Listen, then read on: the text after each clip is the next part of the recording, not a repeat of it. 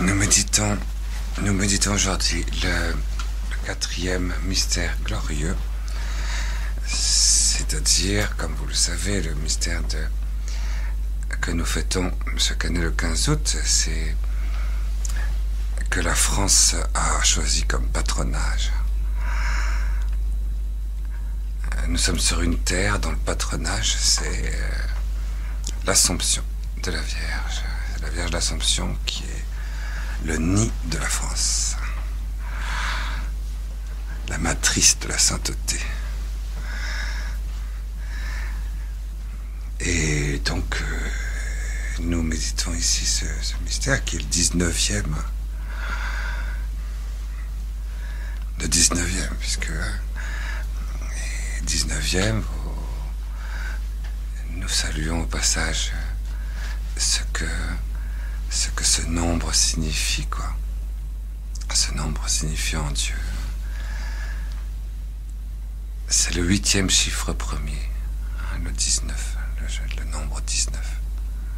Et le 8, en hébreu, correspond à la lettre Ret, et la lettre Ret désigne le Messie. Et donc, quand en théologie on dit, dans la Bible, on dit 8e chiffre premier, 8 ça désigne le Messie, et chiffre premier ça veut dire d'origine, un phénomène d'origine purement divin. C'est le Messie, mais d'origine purement divine. 8e chiffre premier, 19. Il y a une onction, mais il y a quelque chose d'origine purement divine. 19e, l'Assomption, ça vient de Dieu. Et elle est belle la parole qu'on lit quelquefois dans l'Évangile. Ne soyez pas bouleversés, je viens vous préparer une place. Et quand ce sera votre heure, une fois que je vous aurai préparé une place, je viendrai vous chercher auprès de moi. Il n'entend pas. Est-ce qu'on Non, mettez-vous là, il n'y a pas de problème. Ah oui, il n'y a pas de problème. C'est sûr qu'il n'y a pas de micro ici. Il n'y a pas de micro, ça c'est sûr. Après, quand vous écouterez sur les appareils, là, on entend très bien, mais directement, c'est vrai, on n'entend pas. Voilà, donc mystère vraiment de l'Assomption. L'Assomption, on va essayer de rentrer dans ce mystère en demandant toujours, bien sûr, au Saint-Esprit, hein, nous porter par la puissante intercession du cœur douloureux immaculé de Marie, que le Saint-Esprit vienne nous éclairer, nous prendre de l'intérieur pour nous faire rentrer. Les mystères du rosaire, il faut vraiment rentrer à l'intérieur de ces mystères. Je ne pense pas qu'on puisse dire qu'il faut méditer comme ça les mystères de l'extérieur. Dans des considérations théologiques, je crois pas. Le mystère est quelque chose de vivant. Le rosaire, c'est vivant. Donc, ça ne peut être que contemplatif. Et c'est pour ça ce qu'on dit toujours, que le rosaire doit toujours être une vie contemplative. On doit contempler le mystère. Et pour contempler le mystère, il faut véritablement qu'il y ait une Pentecôte, justement. Il faut qu'il y ait une Pentecôte, il faut qu'il y ait une langue de feu qui rentre en nous dans la mesure où on est assoiffé. Complètement assoiffé. Alors ces torrents de lumière flamboyante de la Pentecôte nous pénètrent ensemble dans l'unanimité, et le rosaire à ce moment-là devient vivant. C'est ce que nous essayons de faire. Il faut à ce moment-là, on va contempler ce que l'Esprit Saint a à nous enseigner sur ce qui se vit à l'intérieur de Marie, à l'intérieur du corps mystique vivant et de Jésus vivant dans le mystère en question, puisque nous faisons partie de ce corps mystique vivant. Nous sommes les membres vivants du corps de Jésus vivant. Alors voilà, donc nous avons été choisis pour vivre de ces mystères du rosaire. Pour notre culture générale, vous savez, voilà un mystère qui pour la première fois ne se trouve pas inscrit dans l'écriture. les deux derniers mystères du rosaire ne sont pas marqués dans la Bible. Ah, la résurrection de Jésus, oui, la Pentecôte, tout ce que vous voulez, mais l'Assomption, non. C'est pas dans l'Écriture. C'est un mystère qui appartient à la foi de l'Église, qui appartient à la tradition de l'Église, à la liturgie de l'Église et à la dogmatique de l'Église, à l'enseignement infaillible de l'Église. Les 5, vous voyez.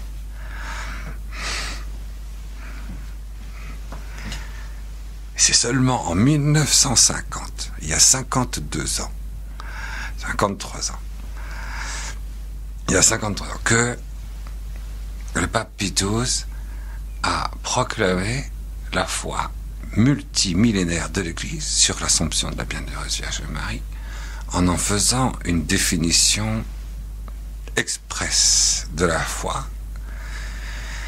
Et bon, pour ce qui me concerne, moi j'étais avec mon frère jumeau dans le sein de ma mère quand le pape a hurlé cette dogme de l'Église catholique, de l'Église des apôtres.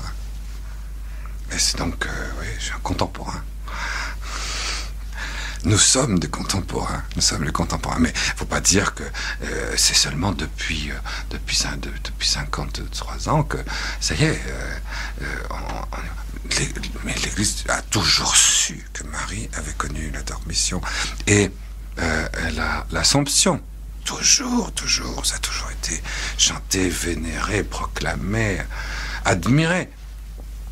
Avec bien sûr des points d'interrogation en disant qu'est-ce qui s'est donc passé?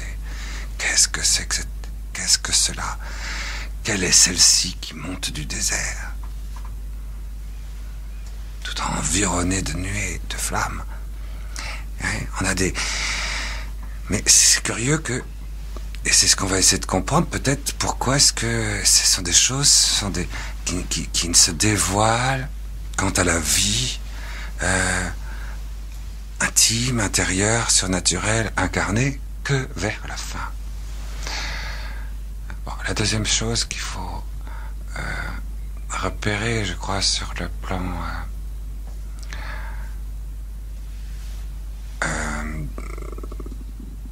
de notre foi, enfin de ce à quoi nous devons croire, c'est que dans le mystère de l'Assomption, ce que nous fêtons le 15 août à l'Assomption, en fait, nous fêtons plusieurs choses. Il y a dans l'Assomption beaucoup de choses qui sont présentes. Énormément de choses qui sont présentes.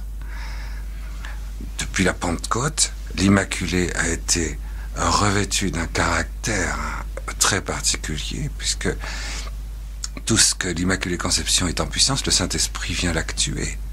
Elle est donc transformée en sacrement du Saint-Esprit depuis la Pentecôte. Et donc, il y a... à cause de ça, d'ailleurs, simultanément, par une loi divine d'équilibre, de l'amour, de la lumière, de la grâce, de la vie, et de l'éternité glorieuse de Jésus avec qui elle est liée, c'est en raison de ça qu'après la Pentecôte, c'est après la Pentecôte que les torrents des signes et des caractères des sacrements vont être par ailleurs communiqués au monde par les apôtres. Le baptême va commencer. Le sacerdoce va être communiqué. L'imposition des mains. Et les sacrements vont commencer à surgir, à se manifester à profusion, immédiatement, par milliers, par dizaines de milliers. Immédiatement. Ce sont les petites flamèches qui sortent du feu, du caractère, qui s'est imprimé au jour de la Pentecôte en Marie, et qui a fait d'elle un sacrement, le sacrement du Saint-Esprit. Donc il y a cet aspect-là dans l'Assomption. Ce qui s'est passé depuis cette naissance de l'Église jusqu'à la naissance de Marie au ciel. Il y a deux nativités qui sont liées l'une à l'autre. Donc il y a eu 20 ans qui se sont passés comme ça. Et ces 20 ans, c'est déjà l'Assomption. C'est l'Esprit Saint qui assume toute la liberté de l'Immaculée Conception, qui l'assume pour s'en servir. Comme nous avons besoin de temps en temps de comprendre que il faut que, grâce à nos souffrances, grâce à nos blessures, grâce à nos désirs, grâce à nos limites, grâce à nos pauvretés, l'Esprit Saint peut se servir de nous. À condition, bien sûr, qu'on le laisse faire et qu'on le laisse assumer la croix toute divine de nos pauvretés humaines. Et ça, il y a une grande leçon dans le mystère de l'Assomption de ce point de vue-là. Très grande leçon sur le rôle du Saint-Esprit dans le caractère de l'Église. Le deuxième point qu'il faut se rappeler, qu'il faut méditer, qu'il faut regarder, qu'il faut vivre, c'est bien sûr comment Marie a vécu ça dans le concret. Bon, mais ça, peut-être on pourra, le Seigneur nous aidera. Mais la deuxième chose, donc, c'est que pourquoi est-ce que Marie est restée? Pourquoi est-ce que Marie est restée si longtemps? C'est parce que, à partir de la Pentecôte, une deuxième torrent de grâce et d'ouverture du ciel a été déversé sur le monde, sur la création, sur le corps mystique vivant de Jésus vivant et sur la plaie vivante et glorieuse de Jésus dans le cœur de Marie, assumée par l'Esprit Saint. C'est l'amour. C'est ce que nous avons vu la dernière fois. C'est l'amour. Et cet amour est un amour qui est à la fois sensible, qui passe par des êtres limités, et en même temps, qui est illimité en intensité, en largeur, en profondeur, et en universalité, en fécondité. Alors, cet amour ne se doit pas, et justement, il y a un mystère de l'amour, il y a un mystère de l'amour éternel de Dieu, qui doit, à travers le mystère de l'Assomption, à travers le mystère de cette tension, cette course de la Pentecôte, de l'amour vers l'Assomption, nous faire comprendre que l'amour ne doit jamais cesser d'augmenter. Et il fallait que l'amour augmente, si grand qu'il soit déjà, puisqu'il était déjà sans limite. Mais néanmoins, il fallait que la charité surnaturelle qui était dans le cœur de Marie brûlée par l'Esprit Saint, en union avec toutes les torrents d'amour glorieux qu'il y a dans les sacrements que les apôtres sont en train de communiquer au monde de ces heures-là jusqu'à la fin du monde, il fallait que cet amour de charité-là, qui était en Marie, devienne en affinité, passe à un degré d'infinité avec l'amour lui-même. Parce que la charité, c'est une vertu surnaturelle, théologale. Donc c'est nous qui aimons. Et c'est notre cœur qui, tout brûlé, tout transformé, tout accueillant de l'amour surnaturel, presque sans limite du cœur ressuscité de Jésus, aime le prochain. Ça, c'est la charité, ça. C'est nous qui faisons des actes de charité, vous voyez. On fait des actes de charité parce que on met en commun tout l'amour qui va se répandre dans le cœur de notre prochain et tout l'amour que Jésus ressuscité vit au ciel et tout l'amour qu'il répand en ce moment dans le nôtre. Et c'est cette mise en commun des trois qui fait l'acte de charité. Il a fallu donc que Marie ne cesse dans son pèlerinage, et nous aussi, finalement, les chrétiens, quoi, tous ceux qui sont appelés à être assumés, emportés dans la demeure de Dieu le Père pour la vision béatifique, pour la Jérusalem glorieuse, on est tous appelés à faire en sorte que cet amour ne cesse d'augmenter, ne cesse d'augmenter, ne cesse d'augmenter, notre charité. Pourquoi? Parce que Jésus, lui, il est... vous comprenez qu'il est monté de la résurrection, il est monté dans l'ascension immédiatement. Pourquoi? Parce que l'amour à l'intérieur de Jésus, il est infini, il est substantiel, il est parfait, il est glorieux, dès le départ. Dans le cœur de Jésus, il n'y a pas eu d'augmentation d'amour. L'amour qu'il y a dans le cœur tout ressuscité de Jésus est aussi intense que quand il était en embryon dans le sein de Marie. Aussi intense que quand il était sur la croix. Il n'y a pas eu d'augmentation d'amour dans l'affection, la dilection qu'il a eu pour chacun d'entre nous à tous les instants de sa vie. Et comme actuellement, dans la gloire, il n'y a pas plus d'amour dans le cœur de Jésus que dans le premier instant de son incarnation. Pourquoi? Parce que les profondeurs de son cœur, les profondeurs de son cœur humain, incarné, sont plongées substantiellement dans l'amour. Et c'est cet amour qui fait la charité du Christ. Cet amour qui est l'Esprit Saint. Tandis qu'en Marie, elle n'est pas Dieu. Marie n'est pas Dieu. Donc c'est bien quand les apôtres non plus. Nous, on n'est pas Dieu. Nous sommes de pauvres gens, quoi. Alors on court derrière le bon Dieu autant qu'on peut. Quand Jésus y passe, il marche très très vite parce qu'il y a beaucoup d'amour, et nous on court derrière lui le plus vite qu'on peut.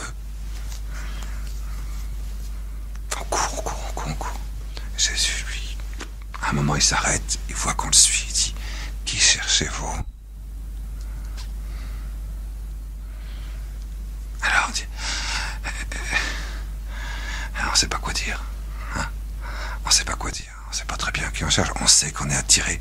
Mais en tout cas, une chose sûre, c'est que Marie, elle, le jour de la Pentecôte, son amour n'est pas l'amour de son cœur, même si son cœur est blessé par la transverbération, tout glorifié par le mystère de l'Ascension et de la Pentecôte, tout assumé par l'Esprit Saint. Il n'a pas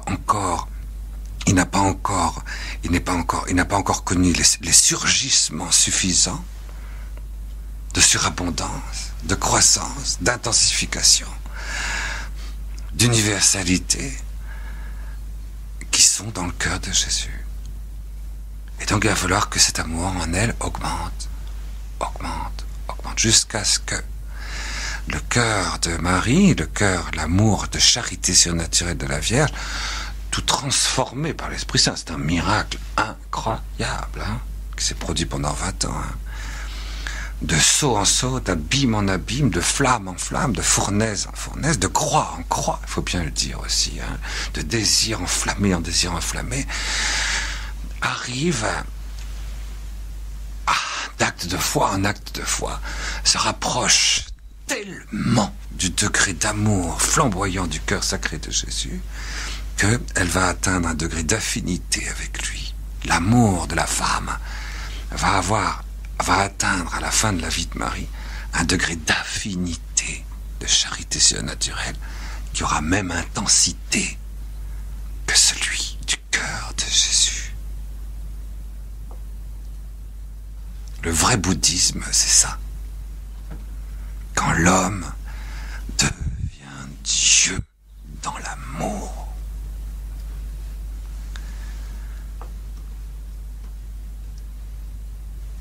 Tous les autres mystères, c'est Dieu qui se fait homme. Mais ici, c'est vraiment l'homme, l'humanité, la femme, la créature, qui, du point de vue de l'amour, atteint, pas par elle-même, c'est évident, par une opération du Saint-Esprit, par ces torrents de Pentecôte, par cette attraction ardente de Jésus, et par l'amour de Dieu le Père, dans l'humilité, dans la toute petitesse de Marie, dans la minusculité de Marie.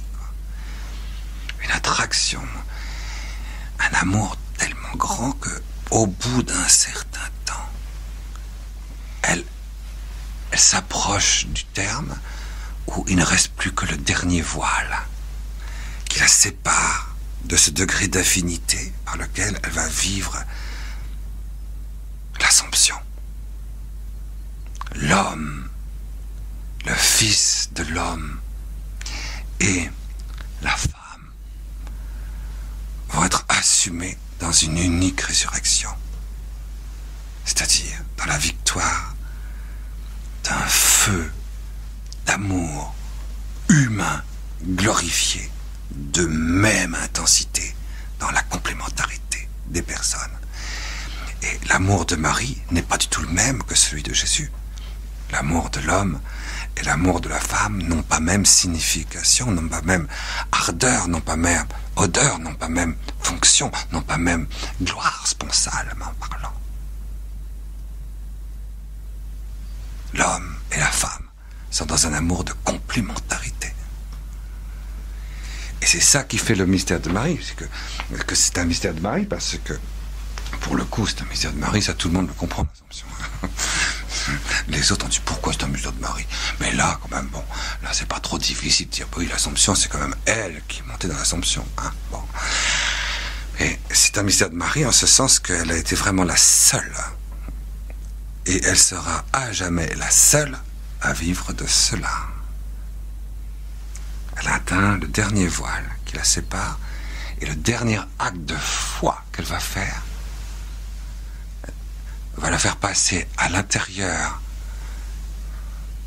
de cette torpeur de la vision béatifique. C'est pourquoi ça produit la dormition. Ce dernier voile, le dernier acte de foi permet la dernière augmentation d'amour de son cœur qui la met immédiatement en affinité à Jésus.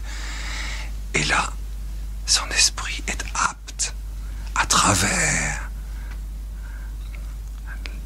le degré d'affinité de l'amour, de cette unité, d'affinité, de complémentarité, d'amour avec Jésus, à être dans la torpeur de la vision béatifique. C'est la dormition. Voilà la deuxième chose qu'il faut entendre, hein, donc pour le mystère de l'Assomption. Hein. Mais attention, dans le mystère de l'Assomption, il n'y a pas que ça. Dans le mystère de l'Assomption, il y a ce fait que Marie s'est endormie en Dieu par une torpeur qui vient de la charité. Et la charité, vous savez bien ce qu'elle fait. Elle vous absorbe tout dans l'intérieur. Quand vous priez, par exemple, quand vous priez tranquillement, quand vous priez sereinement, quand vous priez, au bout d'un certain temps, vous êtes rassemblés, vous êtes absorbés. Il y a quelque chose à l'intérieur qui vous absorbe, qui vous ramène, qui vous dans ce qu'il y a de plus petit, plus ramassé en vous. Tout le reste, toutes les opérations de puissance sont immobilisées. C'est pas une explosion, l'oraison. C'est une implosion. Hein. C'est une implosion. Et c'est ce qui s'est passé. Tout est rassemblé dans l'amour et le cœur est extasié dans le cœur de Jésus et il le voit lorsqu'il est arrivé au même degré d'affinité d'amour que lui. Il n'y a que Marie qui a vécu ça. Il n'y a que Marie qui le vivra. Personne d'autre.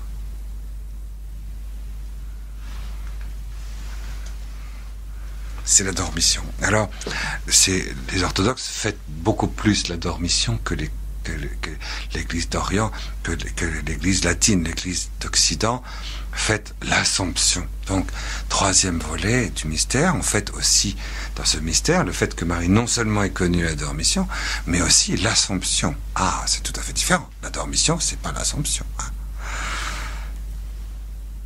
C'est pas du tout l'Assomption, la dormition. La dormition, c'est le fait que Marie était emportée, comme dit l'Apocalypse, avec les deux ailes du grand aigle, pour échapper. Et dans le désert de Dieu. Et du coup, elle s'endort. Enfin, elle s'endort aux yeux du monde, elle dort. Et elle s'est endormie. Oh, ce sera beau à contempler ça, hein. C'est dommage que nous n'en fassions pas l'expérience, parce que... Mais c'est beau à contempler, il faut le contempler, c'est évident. On est les enfants de Marie, on doit être comme les parcelles de la dormition sur la terre. Elle est le feu de la dormition, et nous, on est comme des étincelles de la dormition. C'est ça, donc il va falloir contempler le mystère de la dormition, on n'aura peut-être pas le temps. Bon,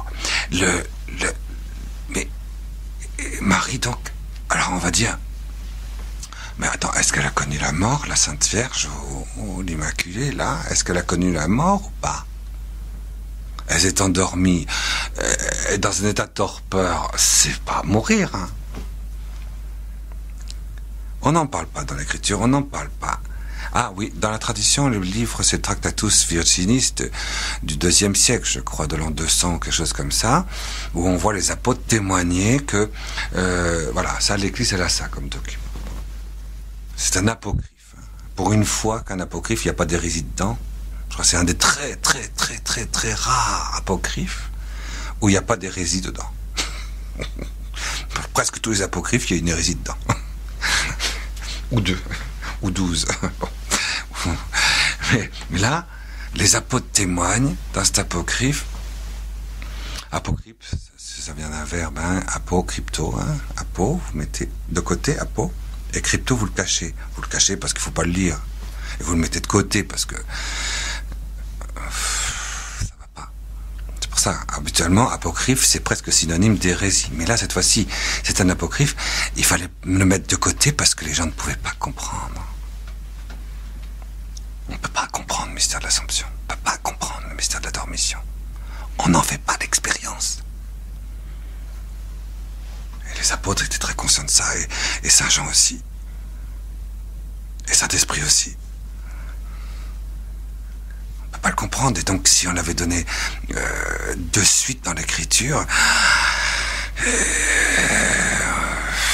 le démon s'en serait servi, quoi. Parce que comme on ne peut pas le comprendre, on aurait transformé ça. Enfin, il y avait un danger, c'est certain, mais à cause de ça, la sagesse de l'Église a dit, on le comprendra à la fin. Quand l'Église aura parcouru les 20 siècles qui correspondent aux 20 ans du parcours de l'Immaculée, de la Pentecôte jusqu'à la Dormition, peut-être qu'on pourra commencer à ouvrir, à soulever le voile de celle qui a passé derrière le voile, dans la torpeur de la Dormition. Mystérieux, ça. En tout cas, une chose est sûre, c'est que cet apocryphe indique que Marie, elle s'est retrouvée à un moment dans ces derniers jours. L'ange a été envoyé à tous les apôtres. Il y en avait qui étaient en Inde, il y en avait qui étaient en Espagne, il y en avait qui étaient en Éthiopie, il y en avait qui étaient en Égypte, il y en avait qui étaient, vous voyez, ils étaient vraiment partout dans le monde. Et ils ont été d'un seul coup happés, mais attirés, quoi. Parce que la dormition de Marie, la charité de Marie, la torpeur de Marie, c'est une oraison de quiétude absolue, quoi. Donc, il y a eu un phénomène, et c'est beau, ce que dit l'apocryphe de ce point de vue-là, c'est que du coup, ça a attiré les apôtres, d'où qu'ils étaient, où qu'ils étaient, chacun séparément. Pour Thomas, il venait de l'Inde. L'apôtre Thomas était en Inde. D'ailleurs, il paraît qu'il est arrivé en retard, comme d'habitude. Il arrive toujours en retard, Saint Thomas. Bon, enfin, peu importe, il est quand même arrivé. Et enfin, les apôtres sont arrivés. Et par bilocation, pour certains d'entre eux, parce que pour faire un voyage pareil, vous vous rendez compte, donc, miraculeusement. Quel est l'ange qui les a portés? Quel est le Saint Christophe qui les a amenés aussi vite? J'en sais rien. En tout cas, ils étaient là. Ils ont tous été là. Pour aucune des départs des disciples ou des apôtres de Saint-Pierre, pour Saint-Pierre, aurait pu se faire quand même pour Saint-Pierre, tous les apôtres soient là. Non. Pour Marie seulement.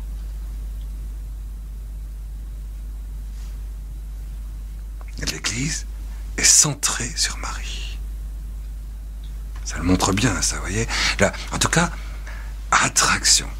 Et devant eux, l'Immaculée sont dehors, dans la torpeur, faisant le dernier acte de foi avec eux, à travers eux, et à travers tous les apôtres de tous les temps.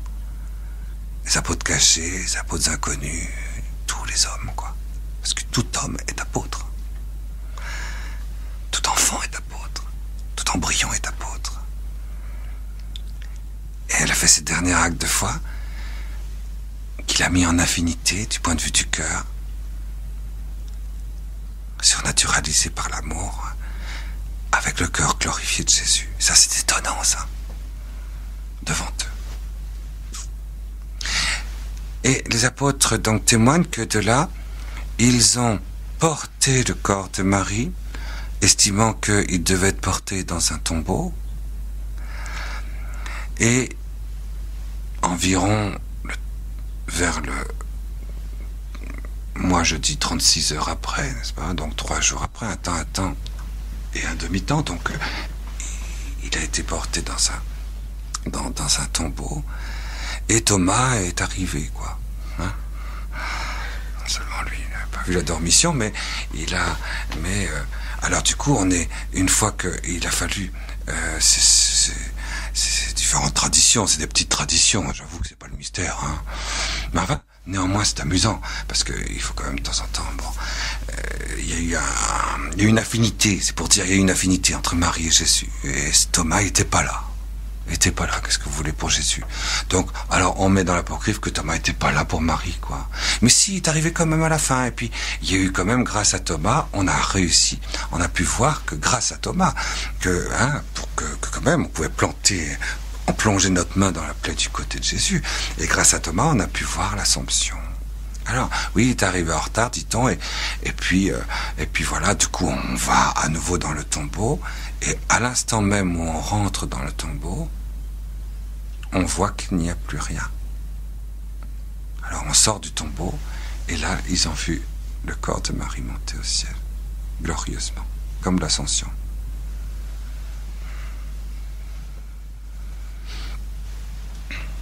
Tout ça pour dire que la dormition et l'Assomption, ce n'est pas la même chose. Hein.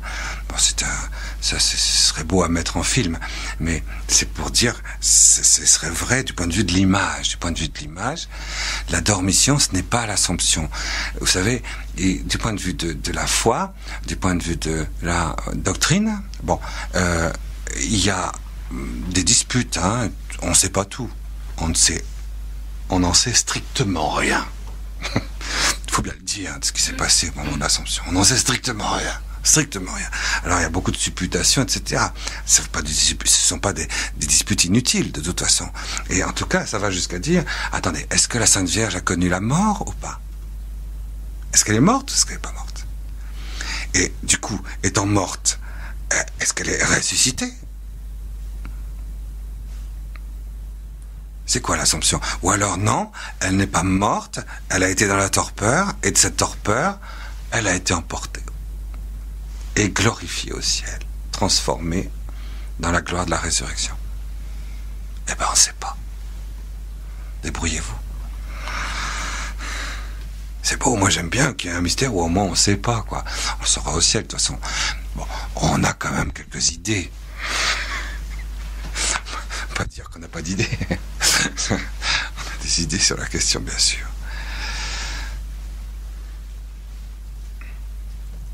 Enfin, donc, c'est pas défini, ça, par l'Église. Si elle a connu la mort ou pas. Elle est immaculée dans sa conception. Donc, il n'était pas nécessaire qu'elle connaisse la mort. Elle était libérée du devoir de la mort. La séparation de l'âme spirituelle et du corps. Oui, donc la dormition. Entre la dormition et l'Assomption, il y a la question de la mort. Est-ce que la torpeur de Marie a été telle, l'amour si véhément, la torpeur de la vision béatifique s'inscrivant dans le vol de l'esprit, les deux ailes du grand aigle, telle que ça a arraché son âme de son corps et qu'elle a connu une mort clinique, si vous voulez. Ça n'a aucun intérêt de savoir s'il y a une mort clinique, d'ailleurs. Mais qu'il y a vraiment eu un arrachement de son âme hors de son corps, quoi. Et à ce moment-là, ce ne serait pas une mort due au péché originel, ou aux séquelles, au mal. Parce que la mort est une anomalie. Il ne faut jamais oublier ça. Que Dieu n'a pas voulu pour l'homme. Conséquence du péché. Marie est immaculée conception. Elle est sans péché.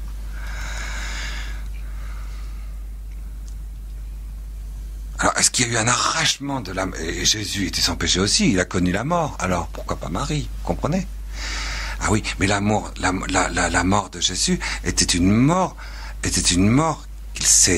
qu'il a opérée par sa toute-puissance. Il a arraché son âme hors de son corps. Par sa toute-puissance. Marie n'a pas fait ça, s'est endormie. L'Esprit Saint n'a pas arraché l'âme spirituelle de Marie hors de son corps, vous comprenez? Par une puissance d'amour étonnante. Je ne pense pas. C'est pas dans le style du Saint-Esprit. Je pense pas. Tout ça, ça s'est réalisé de manière extraordinaire. Et c'est vrai que Jésus, ça s'est arraché comme ça dans son amour, parce que son amour pour le Père était si grand, et le Père, lui, était séparé des hommes, qu'il a fallu qu'il s'arrache par séparation de son corps. Parce que Marie, c'est sûr que c'est l'Esprit Saint qui a ramassé toute sa vie biologique, toute sa vie végétative, toute sa vie sensitive, toute sa vie spirituelle, toute sa vie affective, toute sa vie surnaturelle, toute sa vie glorieuse même quelque part. Il l'a ramassé, il l'a absorbé, et il l'a intégré, assumé dans la blessure du cœur glorieux de son cœur immaculé, transverbéré, glorieux, comme nous l'avons vu, brûlé par l'Esprit Saint. Et il y a eu d'un seul coup, je pense, une assomption. C'était exactement le contraire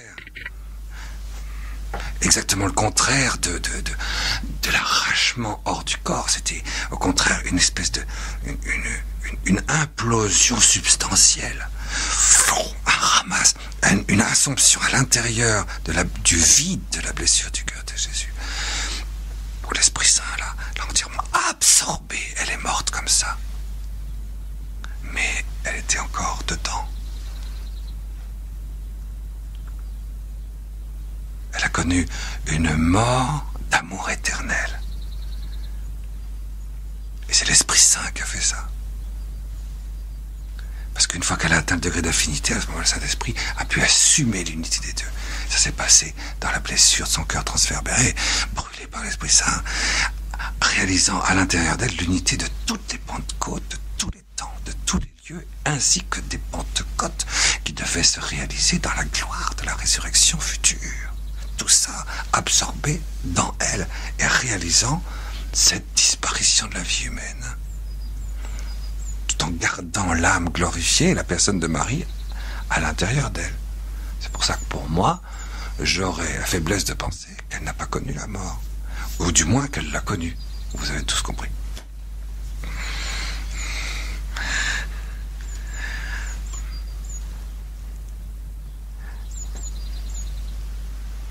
Elle l'a connu dans la mort de Jésus. Parce que c'est un amour de Jésus. Jésus, lui, il est mort. Et la mort a pénétré dans le Verbe éternel de Dieu. La blessure du cœur. Et donc quand elle était rentrée en affinité avec le cœur de Jésus glorifié, la blessure du cœur avait atteint la personne même du Verbe de Dieu. Il ne faut jamais oublier ça. Et donc, bien sûr que l'Esprit Saint a absorbé l'Immaculée dans la subsistance du Verbe blessé dans le cœur glorifié de Jésus. Elle a connu donc la mort glorifié de Jésus dans sa dormition. Ça, je crois qu'on peut dire ça. Mais elle n'a pas connu la mort du péché. C'est pour ça que c'est très mystérieux. Ça, je reconnais, c'est mystérieux. Hein, tu es d'accord que, hein, pour piger ça d'un seul coup, hein, ça se fait pas d'un coup. Hein. Ça, c'est la dormition, ça. L'Assomption, c'est autre chose. C'est passé. Il y a une suspension qui s'est faite. Tout s'est arrêté. Vous voyez le comte d'Andersen, vous voyez, La Belle au bois dormant. Comme c'est beau comme Shem, hein. Shem de mal. Tout s'est endormi.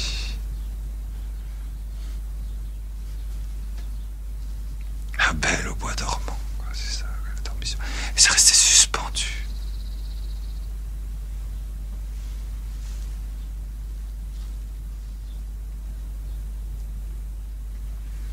Et puis le 3e jour,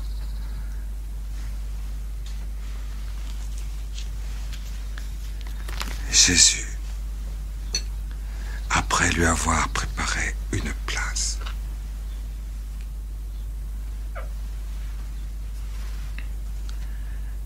est revenu la prendre avec lui. Et là où il est, le Dieu vivant, je suis, elle y est aussi. Jésus est venu. Il y a eu quelque chose qui s'est passé dans l'Assomption de tout à fait particulier. Ce n'est pas la résurrection de Marie. Parce que qui dit résurrection, il faudrait dire, il aurait fallu pour ça que Marie fut vraiment morte. À la résurrection, c'est à partir de la mort. Alors oui, il y a eu une Assomption à partir de la mort dont nous avons parlé de la dormition, mais l'Assomption, c'est pas une résurrection. C'est une Assomption, c'est qu'on est assumé. Ah, tiens. Et je disais tout à l'heure que le mystère de la dormition, de l'Assomption, et de cette course vers l'Assomption, les 3 volets au fond. En fait, il y a 4 volets, puisqu'on va voir ça tout le 4e volet tout à l'heure, mais ne sont pas inscrits dans l'Écriture. En fait, c'est pas exact. Je pense que vous vous doutez bien que tous ces mystères-là sont inscrits quand même dans la Sainte Écriture. Je vous signale tout à l'heure, immédiatement, au cas où j'aurai pas le temps de le faire après, mais il faut quand même retenir que si on veut scruter dans l'Écriture la dormition et l'Assomption, la course vers l'Assomption, c'est le Cantique des Cantiques que vous prenez en le conjoignant avec le livre de l'Apocalypse. Si vous conjoignez les deux avec quelques passages de l'Épître aux Hébreux, alors à ce moment-là, vous avez pratiquement tout sur le mystère de la dormition, le mystère de l'Assomption. Dans l'Apocalypse, regardez, déjà, non, ne touchez pas à ma bien-aimée. Elle s'est endormie à l'ombre du pommier. Ne la réveillez pas avant l'heure de mon bon plaisir. Il faut lire le Cantique des Cantiques. Le Cantique des Cantiques, c'est génial. C'est de la dormition à l'Assomption. C'est le Cantique des Cantiques. C'est très simple.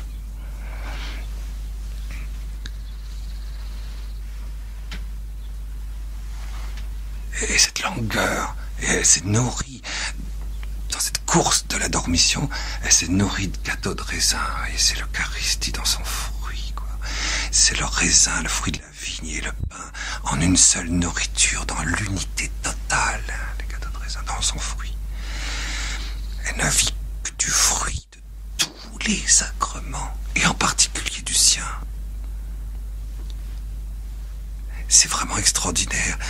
À l'ombre de l'arbre de la croix de Jésus, toute glorieuse.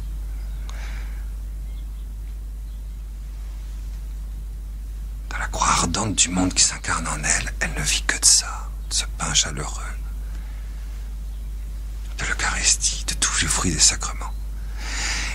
Et il est dit dans le livre de l'Apocalypse ceci: voici, d'un seul coup, que je crée un monde nouveau. Et voici que je fais un ciel nouveau. Voici que je fais une terre nouvelle.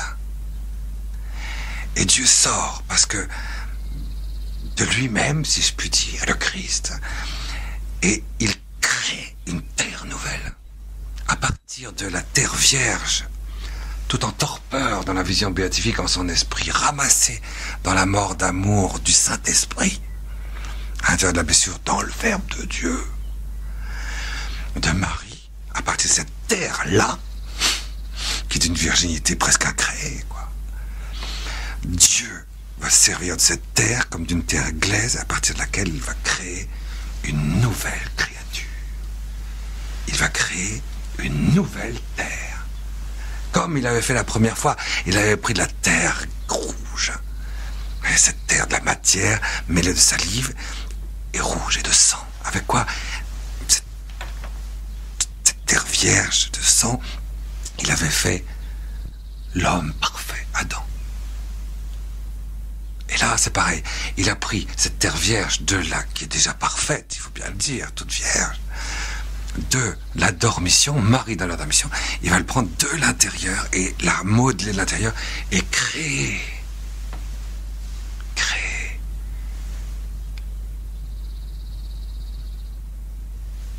une terre nouvelle, un ciel nouveau. Une âme spirituelle créée et une terre créée nouvelle. Ça n'a rien à voir, si vous voulez mieux comprendre. Vous voyez, entre une boule de terre glaise et une femme dans toute sa splendeur, il y a quand même une sacrée différence. Eh bien, entre la dormition et l'Assomption, il y a la même différence. Vous voyez? Est-ce que vous comprenez qu'il y a eu une activité créatrice de Dieu qui a fait passer Marie de la dormition à l'Assomption? Voici, je crée une terre nouvelle, un monde nouveau. Et alors, c'est vraiment extraordinaire de voir que Marie, de l'intérieur, son corps est créé dans l'omniprésence de la résurrection, dans le moule du Verbe glorifié en Jésus, en une seule résurrection. L'unique résurrection devient le moule de l'Immaculée Conception dans son Assomption. Hein, si votre corps ressuscite, si vous mourrez, que votre corps ressuscite, ce sera à peu de choses près, ce sera le même corps, quoi. Hein, sauf qu'il sera ressuscité, quoi, glorifié. Bah, il sera agile, il sera subtil, il sera lumineux, il sera tout ce que vous voulez. Mais enfin, ce sera à peu près la même chose. C'est la même chose, il aura les qualités des corps glorieux, c'est tout. Tandis que pour Marie, je pense qu'on peut dire qu'il y a une différence. C'est vraiment un monde nouveau. Elle rentre en affinité non seulement avec le cœur, mais avec le corps, la divinité aussi. De toute la résurrection. De la résurrection qui elle-même s'est faite Dieu, le Fils, dans Dieu le Père. Et ça, c'est extraordinaire, de savoir que l'Esprit Saint, à travers la dormition de Marie, a pu participer à cette Assomption de manière à connaître dans la résurrection de Marie ce que la résurrection du Fils vit lorsqu'elle se fait Dieu dans le sein du Père. Et là, il y a quelque chose d'étonnant, parce que les conditions, les assises de la Jérusalem glorieuse sont ainsi établies, créées. Les portes sont créées, les perles sont créées, la Jérusalem glorieuse est créée. Marie est aussi bien l'Église que la Jérusalem spirituelle, que la Jérusalem glorieuse, que la femme de l'Apocalypse, que la reine, etc. Et tout ça, c'est des choses qui sont à chaque fois un petit peu différentes. Si vous dites « Oh Marie, Jérusalem glorieuse de Dieu », tu t'adresses à Marie, c'est l'Immaculée qui est là, tu la vois. Oh Jérusalem glorieuse de Dieu. C'est la Jérusalem glorieuse de Dieu dans sa chair glorieuse qui apparaît. C'est plus que de la subtilité, vous voyez, c'est plus que de l'agilité, c'est plus que de la clarté, c'est pas plus que de la résurrection, c'est la résurrection à Marie. Mais simplement, Dieu a créé une terre nouvelle, un monde nouveau et un ciel nouveau. C'est l'Assomption, ça. Vous aviez pas pensé à ça. Hein, vous aviez pas pensé à ça? Non, moi non plus. Alors, créer un ciel nouveau. Et l'Assomption, ce n'est pas la dormition. Vous comprenez? La dormition, c'est un mystère d'amour, quoi. J'ai atteint le même degré de charité incandescente et glorieuse d'amour que celle que Jésus avait sur la terre et qu'il a encore dans la résurrection. Et l'amour n'a cessé d'augmenter en Marie, pour que c'est vertigineux, hein, ce qui s'est passé dans la vie de Marie. Et ça, c'est trop beau à contempler, c'est facile à contempler. Quand elle atteint le dernier voile, le dernier acte de foi va la faire rentrer dans cette affinité. Ça, c'est la dormition, torpeur. Le Saint-Esprit, à ce moment-là, absorbe tout en elle. Et la fait vivre de la mort du Verbe de Dieu. mais c'est la mort glorieuse. Et donc elle meurt pas. C'est tout. C'est clair, quoi. Moi, pour moi, elle meurt. Évidemment.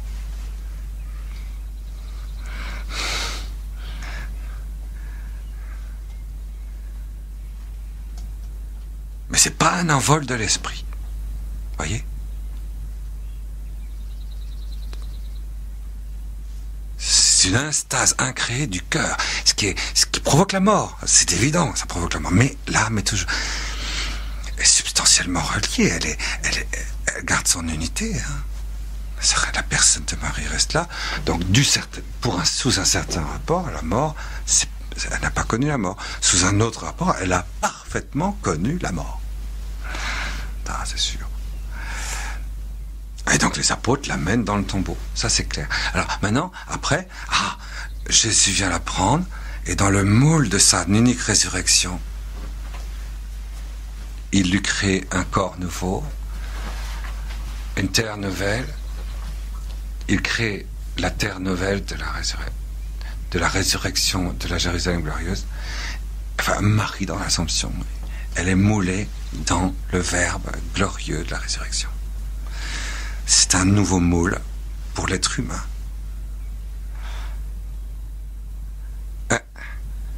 De manière que l'être humain est sa mère pour tous les instants, pour tous les lieux, pour tous les temps, pour toutes les continuités, pour toutes les éternités. Une seule résurrection pour Jésus, pour Marie.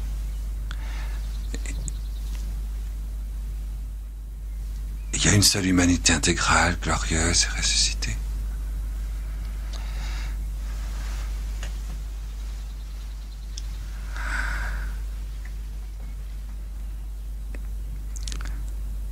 Il y a une autre chose que la doctrine de l'Église ne dit pas et qu'elle ne sait pas. Et c'est ce grand point d'interrogation qui fait l'objet de nos désirs et de nos curiosités. C'est qu'ils sont trois quand même. Et Joseph, d'après quand même le docteur de l'Église qu'est saint François de Sales, est désigné comme le visage humain et incarné par lequel Jésus a voulu voir, contempler son Père, la première personne de la très sainte Trinité. Et Saint Joseph est déclaré par saint François de Sales docteur de l'Église, qui est docteur de la charité, justement. Le docteur de la charité. Il déclare ouvertement la pensée profonde de l'Église. C'est que Joseph est aussi, lui aussi, glorifié, ressuscité avec son corps, âme, esprit. Ils sont, d'après ce grand docteur de l'Église, de la charité, ils sont trois à être dans la gloire de la résurrection. C'est un aspect de Missa l'Assomption qu'on n'a pas l'habitude de soulever. Hein. Mais nous, on peut se le permettre parce que on aime bien saint François de Sales. Et on aime bien Marie. Et Marie aime beaucoup Joseph. Et Jésus a un amour dans la gloire avec Joseph qui est dans la vision béatifique qui est total. Donc tout l'amour infini, divin, glorieux de Jésus ressuscité avec Joseph, puisque Marie rentre en affinité avec cet amour, on ne peut pas ne pas comprendre qu'à l'Assomption s'est réalisée l'installation de la Sainte Famille glorieuse. Et que l'unique résurrection se fait en trois humanités glorifiées. Moi, en pointillé, parce que, vous comprenez, l'Église, l'Église, elle est infaillible. Elle est infaillible. Et l'Église n'a pas parlé. L'Église ne sait pas. L'Église pressent. L'Église désire. l'Église attend. L'Église touche quelque chose, mais l'Église ne sait pas très bien quand, comment le Saint-Esprit va lui faire dire ces choses-là, les lui faire découvrir, les lui dévoiler. C'est l'Esprit Saint qui parle dans l'Église, à l'Église. Alors on ne le sait pas, on devine que Saint Joseph est ressuscité d'entre les morts, on le devine, sans pouvoir l'affirmer. On ne sait pas s'il est ressuscité en même temps que Jésus, s'il est ressuscité le 40e jour, c'est ce qui explique peut-être le 40e jour de l'Ascension, ou alors est-ce que c'est en même temps que l'Assomption de Marie? Qui peut le dire?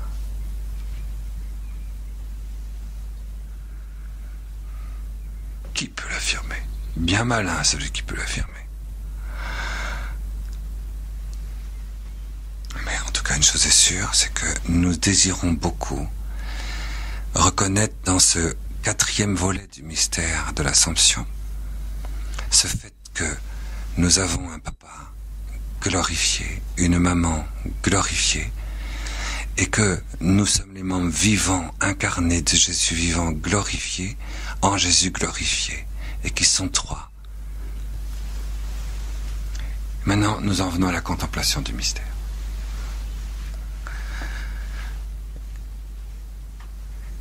Je vais aller peut-être un peu rapidement, parce que sinon ça fait vraiment trop. Quand Marie passait de la dormition à l'Assomption, le 3e jour, que tout a été recréé en elle, qu'est-ce que Jésus glorifié? Qu'est-ce que le Père? Qu'est-ce que le Saint-Esprit? Qu'est-ce que la gloire de la résurrection, toute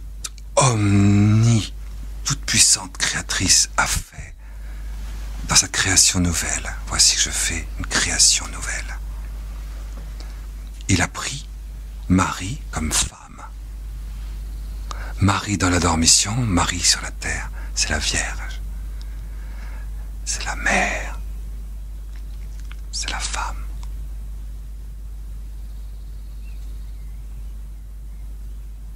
Ici, attention, là, vraiment. Et Jésus a repris la Vierge, la mère, dans la femme, pour la recréer dans le ciel nouveau et la terre nouvelle de l'Assomption. Et c'est pour ça que là, ici, il y a quelque chose de très simple à dire, hein. C'est que Marie, comme le dit l'Église tout le temps, Marie est vierge et mère. Marie, c'est la femme, vierge et mère. Écoutez, normalement, lorsque tu es la mère d'un enfant, tu n'es plus vierge.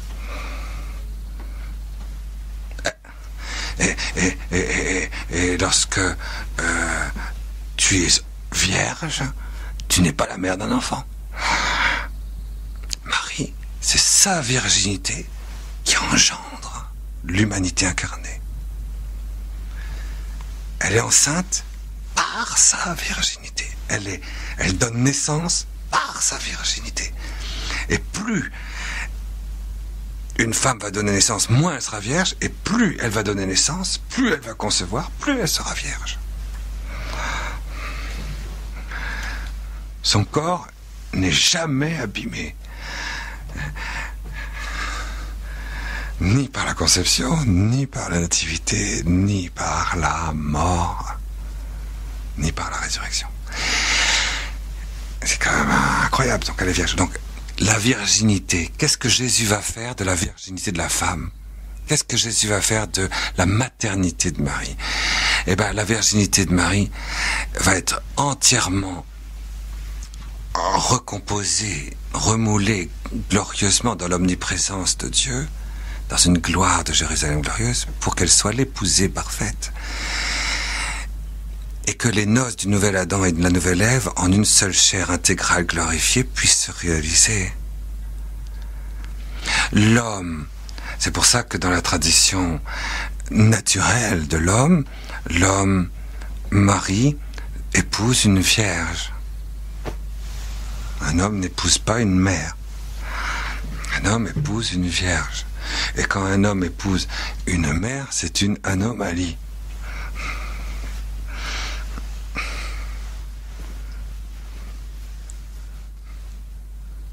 Très très malheureux d'ailleurs, des ménages qui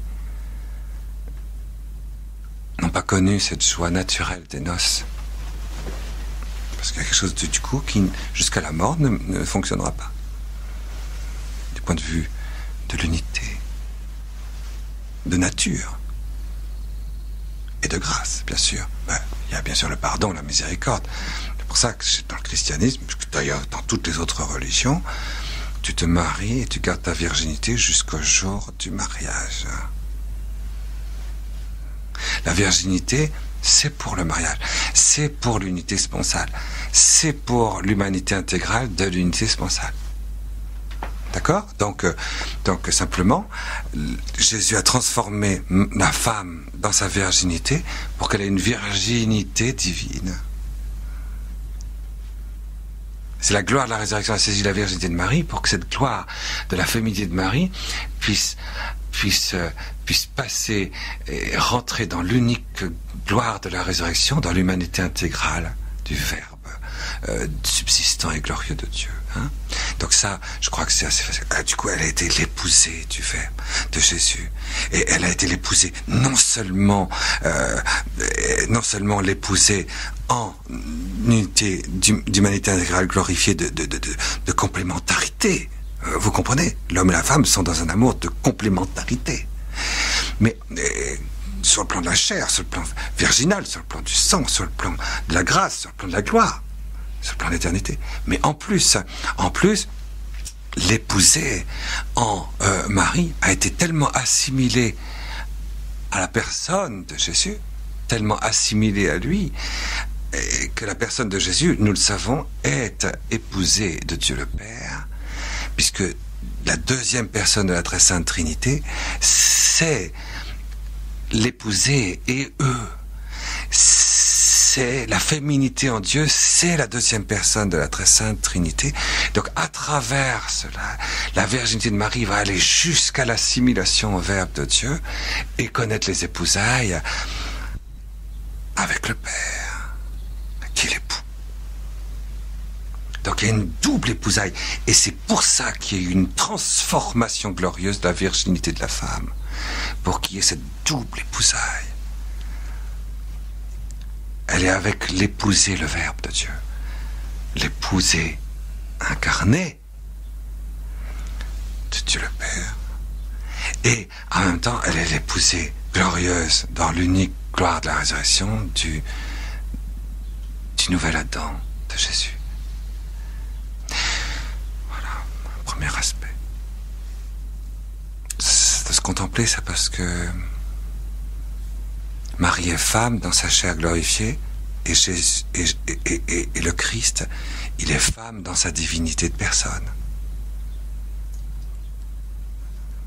Je sais pas si vous voyez, et les deux sont conjoints dans cette sponsalité avec Dieu le Père qui est l'époux. Vous vous rappelez ce que dit le pape à propos de la très sainte Trinité. La première personne de la très sainte Trinité joue le rôle de l'époux. La seconde personne de la très sainte Trinité joue le rôle de l'épouse. À l'Assomption, la virginité de Marie est recréée dans la chair de manière telle qu'il puisse y avoir cette sponsalité double, simultanée, à la fois incréée et créée, vous voyez, en elle. Donc incréée, glorieuse et créée. Les trois. Bon. Qu'est-ce que Jésus a fait de la maternité de Marie? Marie, c'est une femme mère. Ça veut dire qu'elle est féconde. Elle produit. Elle a produit par l'opération du Saint-Esprit, par une supervenue du Saint-Esprit, par la toute-puissance de Dieu, dans sa chair, dans sa féminité, elle a produit le corps de Jésus. Elle a produit le corps de l'homme. Elle a engendré l'homme, Dieu, et Dieu dans l'homme, et l'homme en Dieu. Elle a engendré, elle a été mère, elle a donné naissance, elle l'a conçu, elle l'a fait croître. Elle l'a fait pour lui, elle l'a fait pour les membres vivants du corps mystique vivant de Jésus vivant, pour nous aussi, sous un certain rapport, même sur le plan corporel et physique. Ça, c'est quelque chose qu'il ne faudra jamais oublier. Et c'est peut-être un deuxième volet de cette contemplation, c'est de regarder qu'est-ce qu'est devenu cette maternité de Marie. Marie est devenue mère du corps mystique de l'Église par la substance et le fruit des sacrements. Et là, cette transformation s'est réalisée. Ça veut dire que elle va continuer à être féconde. Elle va continuer à donner vie. Elle va continuer à donner la vie. Elle va continuer à être mère au ciel. Mais elle ne sera pas mère, parce que pour être mère, il faut concevoir quelque chose de nouveau. Et puis, il faut donner naissance à quelque chose de nouveau. Ça, je pense que ça ne se produit pas au ciel. Au ciel, on est dans l'éternité de la gloire. Et donc, c'est une communication continuelle de l'instant éternel de Dieu. Donc, il n'y a plus de dunamis, voyez, à l'intérieur de la gloire éternelle de Dieu. Mais il y a quand même une communication continuelle d'amour, de gloire incarnée, de résurrection. Mais alors, elle va donc produire de la résurrection. C'est ça qui est complètement dingue. Elle est mère, et la maternité, mais elle sera pas mère, parce que quand tu produis de la résurrection, quand tu engendres des corps ressuscités quelque part, enfin bon, tu ne produis pas des enfants, enfin. Et donc, on va dire, la maternité, elle sera plus déclarée mère, elle sera déclarée reine. C'est ça que ça veut dire. Elle a une fécondité qui continue. Sa fécondité est transformée et elle va être le moule de la résurrection. C'est pour ça que je disais qu'elle va être réalisée, Jérusalem glorieuse. De ce point de vue-là, Saint Maximilien Marie Kolbe dira, je pense et j'espère qu'un jour il sera déclaré docteur de l'Église, parce que c'est le docteur vraiment de l'Immaculée Conception, lui. Celui qui est mort à Auschwitz. Il dit, c'est très simple. Ce que l'Immaculée Conception, même glorifiée au ciel, est en puissance, l'Esprit Saint l'est en acte. L'Esprit Saint, c'est l'acte, c'est-à-dire la perfection actuée de l'Immaculée Conception glorifiée. C'est comme ça que s'est réalisée la transformation de la maternité de Marie dans la femme glorieuse, dans une femme féconde. Elle ne cesse de féconder la Jérusalem glorieuse, la fameuse Jérusalem glorieuse, c'est-à-dire la communication glorieuse, cette continuité. La continuité, si vous voulez, c'est par rapport à nous. Dieu n'a pas besoin de continuité, il est dans l'éternité. Mais au ciel, dans la Jérusalem, on aura besoin de cette continuité. Et cette continuité est engendrée par Marie, femme, Jérusalem glorieuse. Son corps maternel fécond est recréé dans une fécondité qui est glorieuse. Et contempler cette fécondité, c'est aller regarder cette fois-ci du côté, non pas de l'épouser, mais du côté du Saint-Esprit, du côté de l'acte et de la puissance. Marie n'a jamais rien voulu faire par elle-même, jamais, à aucun moment, sur la terre. Et au ciel, c'est pareil, c'est l'Esprit Saint qui l'actue. Ce que l'Immaculée Conception est en puissance, l'Esprit Saint l'actue. C'est son acte. C'est beau, ça. Il faut comprendre ce que c'est que le mystère de l'Immaculée Conception. Dans son origine, c'est le cœur de Jésus. L'Esprit Saint, le Verbe, secrète l'Immaculée Conception et le dépose par la toute-puissance du Père dans le premier instant de sa vie. Mais cette Immaculée Conception ne cesse de s'exploiter par l'humilité, par la charité, par les vertus héroïques, par la grâce, par la charité, par l'espérance, par le fruit des sacrements, par cette longueur insupportable d'amour. jusqu'à l'Assomption. Et l'Immaculée Conception arrive à son oméga. Et son oméga, c'est l'Immaculée Conception dans toute son actuation par l'Esprit Saint. C'est l'Esprit Saint. Et vous voyez, c'est pour ça qu'il y a certaines personnes qui sont tentées de dire que Marie est, dans la gloire, l'incarnation du Saint-Esprit. C'est une tentation. C'est une tentation qui montre qu'on n'a pas contemplé. Parce qu'il y a toujours Marie. La personne de Marie demeure. Tandis que si l'Esprit Saint s'était incarné dans Marie, enfin que Marie glorifiée était l'incarnation du Saint-Esprit, mais ça voudrait dire que la personne de Marie aurait été anéantie, il n'y aurait plus de personne en Marie, et ce serait la personne du Saint-Esprit qui se manifesterait dans l'extériorité mariale. Mais la personne de Marie aurait été anéantie. Donc, elle aurait été la seule chrétienne à connaître la mort éternelle. On ne peut pas dire ça. On ne peut pas dire ça. Il y a deux personnes. Mais la personne de Marie, c'est cette gloire extraordinaire, vraiment, cette victoire de l'amour dans la résurrection de la femme et de toutes les fécondités de Dieu et de l'homme en une seule chair glorifiée. C'est elle, c'est cette maternité, cette fécondité. Elle produit donc, c'est Saint-Esprit à travers elle va pouvoir féconder la continuité de la gloire, qui fait précisément toute la gloire de la Jérusalem glorieuse. Ça, c'est très beau, ça, vous voyez, comprendre que elle est vierge, elle est mère. Elle est épousée, elle est reine, elle est production de gloire.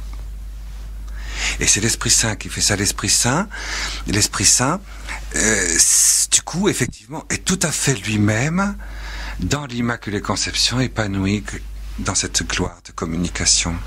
Et le visage de l'Esprit Saint, ce n'est plus la nuée, c'est Marie glorifiée. C'est pour ça que Saint Maximilien Kolb dit, si vous ne comprenez pas ce que c'est que l'acte de la puissance infinie et glorieuse de l'Immaculée Conception, alors dites simplement que Marie est la quasi-incarnation du Saint-Esprit. Quasi. Mais même ça va pas. Quasi. Non. Alors, si bien que quand tu regardes Jésus, c'est vraiment l'épouser, c'est le Verbe de Dieu, et tout fondu dans le Père, et du coup, il n'y a plus que le Saint-Esprit qui se voit dans Jésus glorifié, Saint-Esprit tout flamboyant. Donc on avait perçu les premiers symptômes à la Pentecôte, se trouve tout manifesté dans la gloire de Marie. Il n'y a qu'une seule résurrection. Il y a ces deux aspects.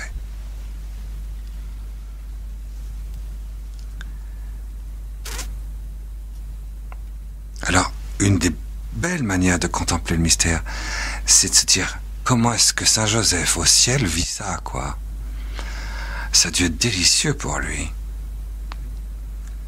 Pour moi, Saint Joseph, c'est la coupe où s'est réalisé Saint Joseph glorieux, et la coupe où s'est réalisé ce mélange de ces deux visages du mystère de l'Assomption. Et quand on célèbre la messe, la coupe, ainsi que l'expliquent les midrash rabbiniques, est liée à la paternité incarnée de Dieu, qui est la coupe où se réalise le dernier mélange, où se mélange le pain et le vin. Et ce serait une très belle chose que de demander au Saint-Esprit. Ça ne peut pas le produire, vous ne pouvez pas le produire vous-même, vous pouvez toujours courir, mais si Saint-Esprit nous fait dévoiler un peu de temps en temps, comment Saint Joseph a savouré cet instant éternel là, vous voyez. Et c'est ça l'origine de la Sainte Famille glorieuse. Fruit du mystère, nous appartenons à la... avec moi. Et cette demeure, c'est cette Sainte Famille glorieuse. Notre vraie demeure. Quand on dit je fais partie de la Sainte Famille, Jésus, Marie, Joseph, le Père, le Fils, le Saint-Esprit, hein, ces 6 jours de la création qui viennent de Dieu, dans l'Assomption, il y a 6 jours, il y a le Père, le Fils, le Saint-Esprit, Saint Joseph glorifié, Marie glorifiée et Jésus glorifié, quoi. C'est facile à comprendre. Bon, et moi, je suis le 7e. C'est mon repos. C'est mon repos. C'est quand je dis je vais rentrer dans la Sainte Famille, eh ben c'est tout simple. Je sais que je rentre, je m'enfonce et j'ai compris grâce à l'Assomption que c'est pas en courant comme ça, comme une fusée du Saint-Esprit autant que je peux, en essayant de m'imaginer que je rentre je sais pas où. Non, c'est en m'enfonçant dans la Sainte Famille glorieuse. L'Assomption m'a fait comprendre ça grâce à la dormition. Je vais m'enfoncer par l'oraison. Corporellement, mon corps va se rassembler dans mon corps originel, et mon corps originel s'inscrire dans le livre de vie de la Sainte Famille glorieuse. Je suis inscrit comme membre de cette famille. Je suis un fils adoptif. Marie, ma mère. Joseph, c'est mon papa glorieux. Et Jésus, c'est moi. Je suis un membre identifié. Je fais partie de Jésus. Je fais partie de la Sainte Famille. Je suis son fils, son frère jumeau, son frère aîné, son frère cadet, tout ce que vous voulez. Sa sœur. Je fais partie de la Sainte Famille. C'est extraordinaire. Et je rentre dans la Jérusalem glorieuse comme ça. Et du coup, il y a une fécondation dès cette terre du corps spirituel venu d'en haut, qui surgit dedans mon corps originel. Je crois que c'est assez facile. Une fois qu'on a découvert ça, je crois que c'est peut-être pour ça que il a fallu attendre 1950 ans pour que l'Église dise Assomption.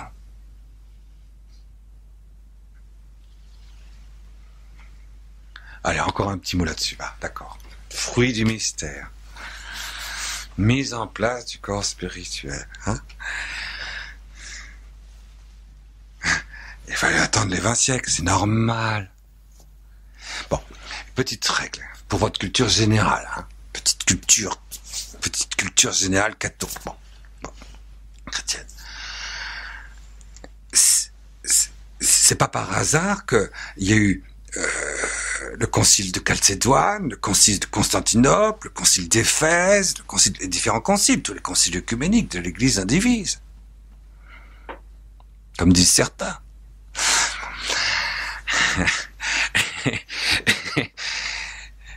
Pourquoi est-ce que tel dogme a été proclamé définitivement dans l'infaillibilité du Saint-Esprit absolu, irréfragable, irrécusable, irrémissible au IIIe siècle, et celui-là au VIIe siècle, et celui-là au XXe siècle? Mais tout simplement parce que quand l'Église, Jésus a donné à Marie et à l'Église le pouvoir des clés pour ouvrir, non pas les mystères, mais l'Église reçoit le pouvoir des clés pour ouvrir à tous les mystères de Dieu l'instant à partir duquel il peut réaliser sa fécondité incarnée dans le monde à partir de l'Église. Bon, je vois que vous n'avez rien compris. Prenez par exemple, vous allez mieux comprendre parce que prenez par exemple, vous avez quelqu'un qui est un grand saint, vraiment un grand saint, hein, d'accord? Il est au ciel, il est allé au ciel directement. Allez, il n'est pas passé par le purgatoire, il est allé au ciel. Et puis, 600 ans après, l'Église le canonise, seulement 600 ans après. Voilà, Sainte Jeanne d'Arc. Bon, je suis n'importe quoi, Saint François d'Assise. On va canoniser quelqu'un. On va le déposer sur les autels. Ça veut dire que, ça veut pas dire qu'il n'est saint qu'à partir du quand l'Église l'a dit. Il est saint depuis le début. Il est dans la vision béatifique depuis le début. Il est au ciel depuis le début. Seulement l'Église, quand elle le canonise, elle dit à partir de maintenant, vous pouvez puiser sur la terre c'est à partir de maintenant qu'il est canonisé que vous pouvez puiser dans votre vie sur la terre les trésors et les mérites de ce saint au ciel, jusque dans l'incarnation de votre vie. Donc les trésors des mérites de ces saints-là, de ce martyr-là, ne peuvent se déverser du ciel dans l'incarnation de notre chair, notre sang et notre vie qu'à partir du moment où l'Église a ouvert la canonisation. Vous comprenez? Donc pour l'Assomption, que Marie ait été connue la dormition et l'Assomption, bon, je crois que ça ne faisait aucun doute pour personne. Depuis les apôtres. Ça ne se fait pas de doute pour personne. Mais l'Église prononce le pape Pie XII, c'est ça, la grandeur de Pie XII, c'est de dire, le dogme, c'est pas de dire, ça, c'est une vérité dogmatique. L'infaillibilité du Saint-Père, c'est pas du tout pour dire, bon, allez, à partir de maintenant, je dis que ça, c'est dogmatique. C'est pas ça, l'infaillibilité. L'infaillibilité, c'est de dire, c'est à partir de quelle heure, à partir de quel instant, il doit avoir sa fécondité. C'est l'heure à laquelle je dois le dire. On le croit depuis 20 siècles, mais c'est maintenant qu'on doit en vivre. Et donc je vais le proclamer comme un dogme. Et le proclamer par un dogme, c'est pas d'inventer une nouvelle vérité qui n'existait pas avant. C'est pas du tout ça. Jamais, jamais le pape va inventer une nouvelle vérité. Jamais. Mais par contre, l'infaillibilité joue sur ce fait que c'est l'heure. C'est maintenant. C'est maintenant. Et l'Assomption, pendant 1950 ans, non. Et puis, maintenant, 1950, l'Assomption. Et puis, le pape Pie XII après, 1953, je crois, Marie-Reine. Ah, ça c'est extraordinaire, on verra ça. La royauté de Marie. Mais c'est autre chose. C'est encore autre chose. Bon, mais ça veut dire qu'à partir de maintenant, on peut en vivre. Ah, tiens, que Marie, c'est notre mère, glorifiée au ciel, et qu'elle a une fécondité incarnée et glorieuse dans l'Assomption, et qu'elle a une fécondité glorieuse sur nous, ça ne peut être efficace dans l'histoire de l'Église qu'à partir du moment où l'Église a ouvert son pouvoir des clés sur ce dogme. Est-ce que vous comprenez? Non, c'est trop compliqué ce que je viens de dire. Je vois que c'est trop compliqué. Bon, je vais dire autrement. Donc, ça veut dire que Marie était dans l'Assomption. Marie était dans l'Assomption. Supposez. Je vais faire un schéma, vraiment un schème de caricature, parce que nous, on est des petits, on comprend rien. D'accord? Bon. Alors, supposez que Marie, dans l'Assomption, elle a le pouvoir de communiquer des rosées incarnées de grâce, de gloire, et que ça vienne dans nos cellules, et que nos cellules brillent, au moins un petit peu en partie, mais même sensiblement et visiblement, de cette gloire produite par Marie. Ça, c'est un pouvoir qu'elle aurait reçu de l'Assomption, puisqu'elle peut féconder de la gloire dans notre chair. C'est ça, ce que je viens d'expliquer sur l'Assomption. Hein. Donc, elle a une matrice de gloire. Ben, oui, mais si l'Église bloque et ne proclame pas l'Assomption de Marie par le pouvoir des clés de Pierre, eh ben, elle peut pas le faire. Sa fécondité n'est pas effective. Le jour où le pape en fait un dogme, cette fécondité est effective en proportion de la foi. En proportion de la foi et de la charité qu'on en a. Hein. C'est toujours en proportion de la foi et de la charité ardente qu'on en a. Hein.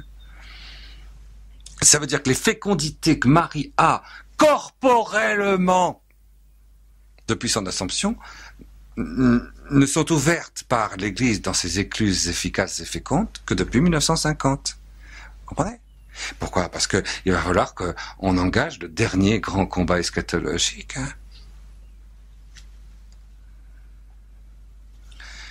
Et que si on n'a pas la force venant jusque dans la chair, hein, jusque dans la matière, le grand combat eschatologique impliquant une lutte définitive où tous les éléments de la création seront impliqués, et il faut bien sûr qu'il y ait des éléments de matière et d'amour et de gloire qui nous permettent d'être confrontés à la bête, hein, à l'Antichrist victorieusement.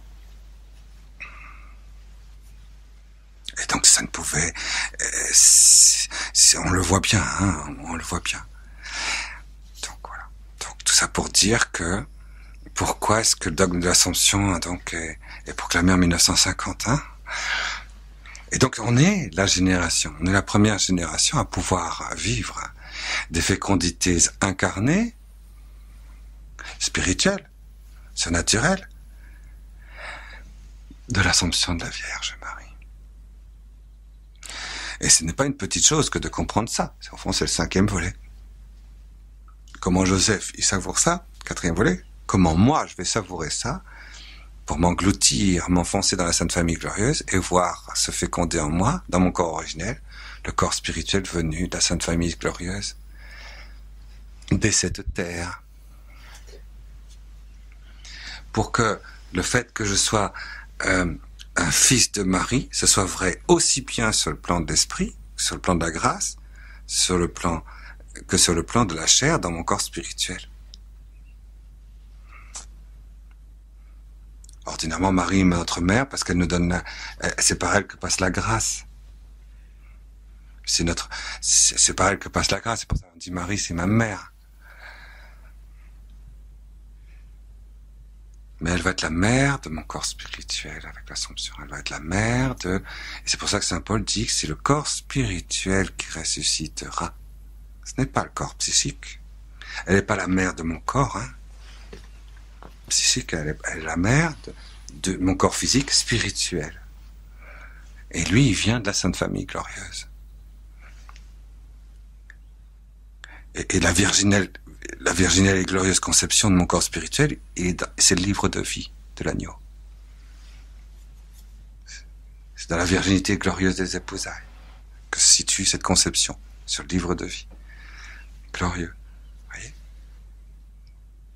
Et sa fécondité, c'est dans mon corps, c'est dans la Sainte Famille glorieuse. Et du coup, le corps mystique entier, vivant de Jésus vivant, n'est plus une allégorie. C'est plus simplement un symbole. Avant, on disait, on fait partie du corps mystique du Christ, hein. Nous faisons partie du corps mystique du Christ. Ah ben, c'est symbolique, puisque notre corps n'a rien à voir avec ça. C'est uniquement la grâce. Mais la grâce, c'est pas physique, c'est pas le corps. C'est pas biologique, y a rien de... D'accord? Dans la grâce, c'est purement mystique, c'est purement immatériel, quoi. Donc, on fait partie du corps mystique du Christ, on est membre vivant du corps mystique vivant du Christ vivant, par la grâce, et uniquement par la grâce. Donc, c'est symbolique. Quand on dit corps mystique, je suis un membre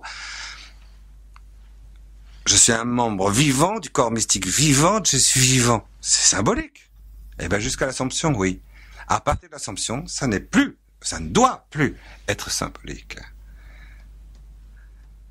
Il y a quelque chose qui fait que mon corps est soudé par subsistance surnaturelle, certes, mais qui a sa participation corporelle à la subsistance dans le Verbe, dans l'advenu de cette fécondité de l'Assomption sur l'Église de la fin.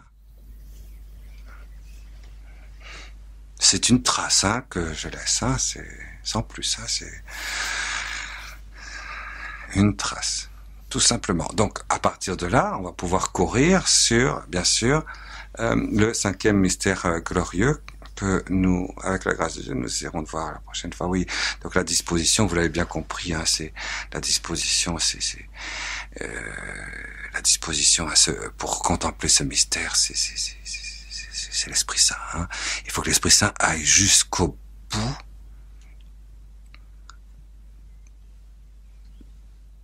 de sa toute-puissance de création nouvelle. Et il faut se laisser entièrement actuer par l'Esprit Saint jusque dans la création de notre homme nouveau de résurrection. Et c'est ça qu'il faut laisser l'Esprit Saint faire comme disposition à la contemplation de ce mystère. Et du coup, on fera ce que Marie a vécu et on va pouvoir rentrer dans ce qu'elle a vécu dans la dormition et du coup contempler son Assomption. Je vous salue Marie, pleine de grâce, le Seigneur est avec vous. Vous êtes bénie entre toutes les femmes, et Jésus, le fruit de vos entrailles, est béni.